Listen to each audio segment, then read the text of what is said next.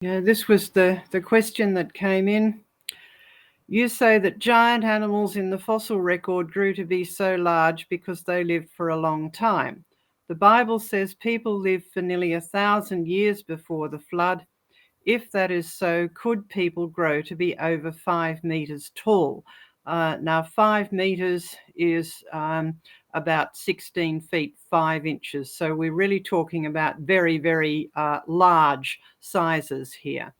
All right, the reference to our comments about the animals being very large because they live for a long time goes back to another question we had sent in, and it's also a common uh, question that the skeptics raise. How could Noah have fitted such large animals on the ark, referring to dinosaurs? Because where we know from the fossil record, okay, brachiosaurs were 4 stories high, and the ark was only 3. So lots of skeptics have poured scorn on us believing that dinosaurs were on the ark because they were too big. And our answer to that is that reptiles, amphibians, and some sea creatures can grow throughout their lives. Dinosaurs were reptiles, and even today, reptiles, amphibians, and sea creatures will grow throughout their lives, provided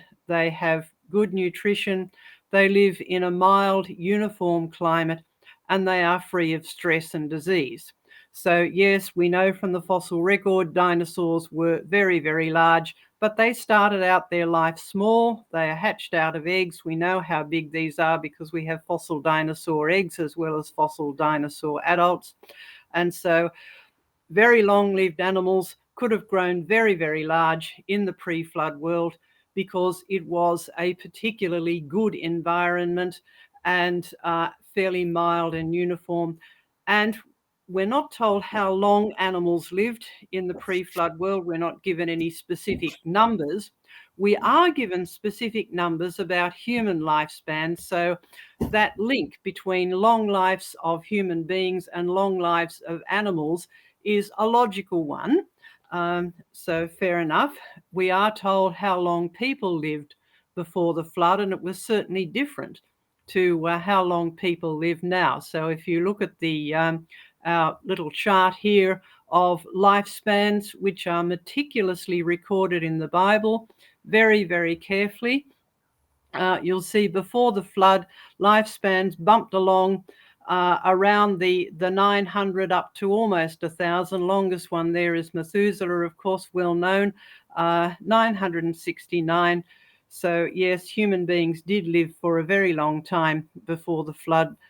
So it's quite reasonable to think that animals did. But going back to humans, right, and does this relate to pre-flood giants? If there were any pre-flood giants of that size, does a long life equal a large size for people? Well, we know from observing human life cycles today that human beings stop growing taller in their early adult life. Now, how did that apply in the pre-flood environment? Did something change there? Well, the pre-flood environment certainly was different. It was a warm, moist climate without extremes that fits with what we know from the fossil record. There was abundant, lush vegetation. There would have been good good nutrition, and there would have been fewer mutations. We know that one of the reasons our life cycle has become shortened is because we are all now born with a mutational load. But we have to remember that in the beginning, everything was very good. There were no mutations. Um, since then, the human genome has degenerated. So yes, the pre-flood environment was certainly a much better place to live. But there are some things that didn't change, right? And one of them was gravity. The Earth's size was the same, the mass of the Earth was the same, so gravity would have been unchanged, even though the environment would have certainly changed. Now, why does this matter? Well, it does matter in terms of weight bearing. So if we just think of how much do things change if size changes in a supporting pillar? Um, so weight bearing, the ability to resist the force of gravity, is related to the cross-sectional area of a supporting pillar, right? So if you think of your bones as being what holds you up, and we'll come back to those in a moment. But let's just think of the basic geometry of a supporting pillar. Right, a weight-bearing pillar must be thicker if it's going to be stronger. So if you increase the size of a pillar, right, if you double the size, the cross-sectional area will increase by 4 times. Okay, that's 2 squared. But the volume is going to increase 8 times. In other words, you have 8 times as much mass if it's solid.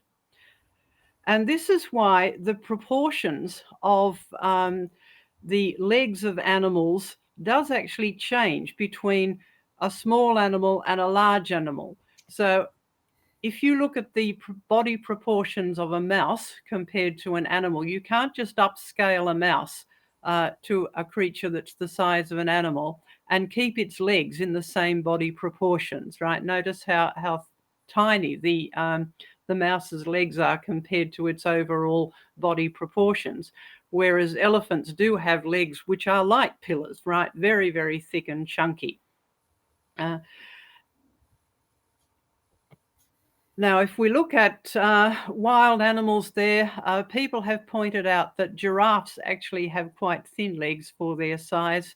And scientists have actually looked at that. That's thought to be rather a sort of anomaly. After all, giraffes are taller than elephants, but their legs are amazingly thin.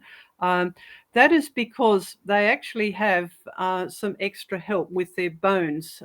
It's not just their bones that hold them up. They do have some very strong elastic ligaments in their legs, which help support their weight.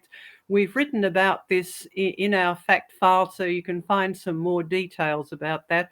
But let's go back to human beings, right? Animals like giraffes and elephants rather do actually have 4 legs, so they can distribute the weight a bit better, and it also helps with their balance.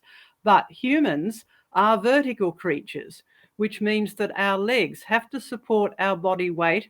And when you are running or walking, part of that movement, that cycle, involves your whole body weight being held up, just on having to be held up by one leg. So the leg bones really do need to be strong if you're going to grow bigger. So we do have a problem. Bigger bones means bigger muscles and ligaments. So we have bigger soft tissue needed to hold the bones together and to move them. Now, bones, muscles need more blood supply. Bone is actually a very dynamic tissue in living creatures. It's not dead at all. You have blood vessels coursing through your bones because your bones are being constantly remodeled to cope with the forces that are impinging on them. Now, if you have bigger bones, bigger muscles, bigger ligaments, all of those things need their blood and nutrient supply and their oxygen supply, which means your heart and your lungs have to work harder. So can you see a sort of vicious cycle growing there? Once you get over a certain size, the extra strain on the entire body becomes too much.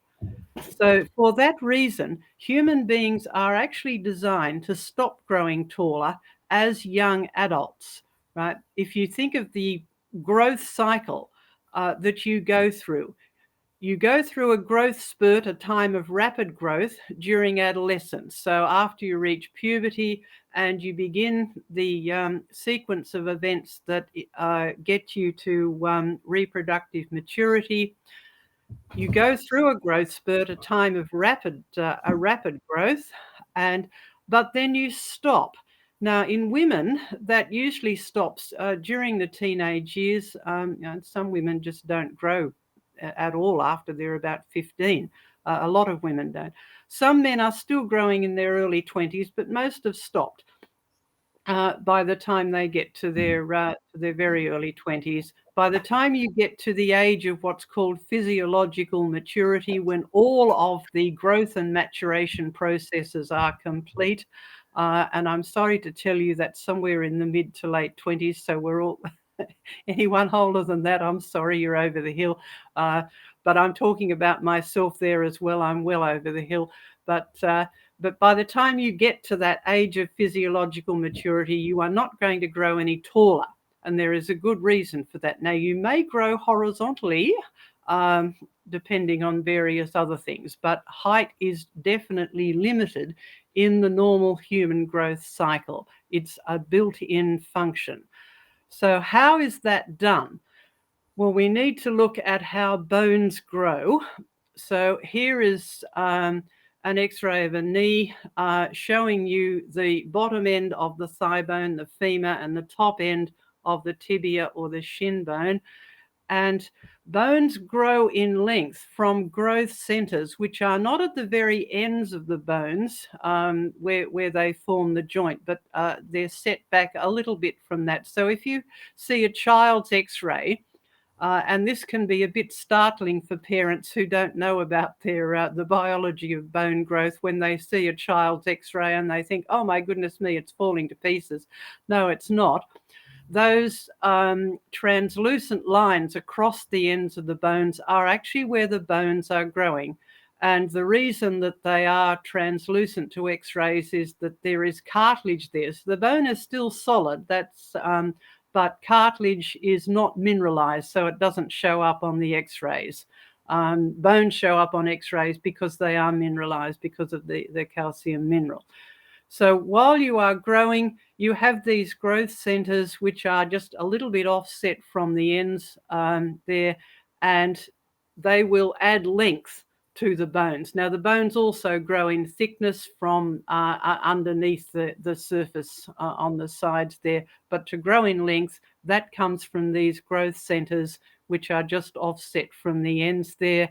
But by the time you get to adult life, those actually close over, right? They stop producing new cartilage, which then gets mineralized and is eventually replaced by bone. They close over, and the whole bone becomes taken up with bone tissue, and it won't grow any longer.